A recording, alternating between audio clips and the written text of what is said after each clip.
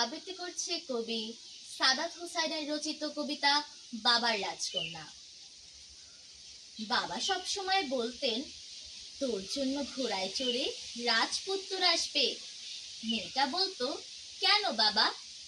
বাবা বলতেন, কারণ তুই যে রাজকন্যা।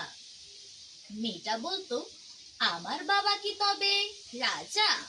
বাবা হাসতেন, তারপর বলতেন, এমন রাজকন্যা থাকলে তার বাবা রাজা না হলে কি হয়? মেয়েটা বলতো, তুমি তাহলে সত্যি সত্যি রাজা? বাবা হাসতেন, তারপর ছোট্ট পরিমের গালে গাল চেপে ধরে বলতেন, মা। বাবা জ্বরে ডুবে আছেন। ছোট্ট পরীর মুখ ভার।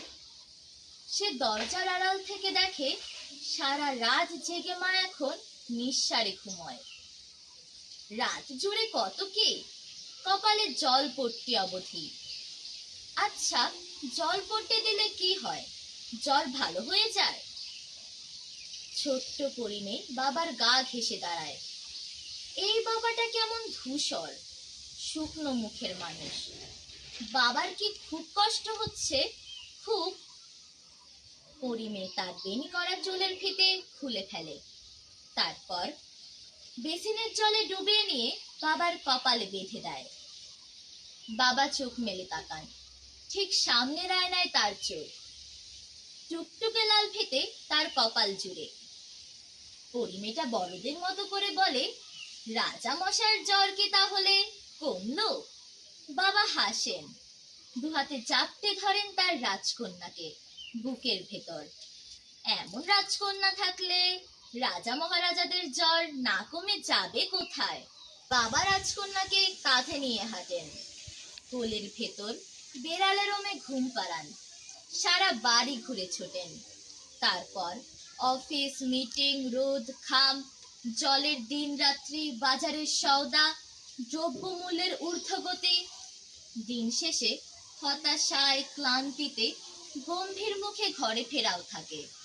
কিন্তু পরিমে এসে বলে, তুমি কি আমার ফকির বাবা? বাবা গম্ভীর মুখে বলেন, কেন মা?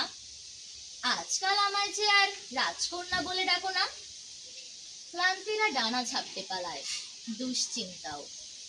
বাবা আবার রাজা মহারাজা হয়ে যান মুহূর্তেই।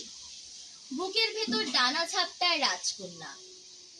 বাবারা জানেন, তার ঘরের চৌকাঠ পেরোলেই এই জগৎ জুড়ে তার রাজকন্যাদের জন্য সত্যিকারের রাজপুত্ররা সবসময় অপেক্ষায় থাকে না, বরং নখর বাগিয়ে ওত পেতে থাকে ভয়ঙ্কর সব শাপদ। হয়তো তাই পৃথিবীর সকল বাবাই তার বুকের ভেতর আজীবন তার রাজকন্যাদের পুষে রাখতে চান। হয়তো তাই জগৎ জুড়েই সকল মেয়ের বুকের ভেতর ফিসফিসিয়ে বাজে, I am a princess. Not because I have a prince, but because my father is the only king. ধন্যবাদ।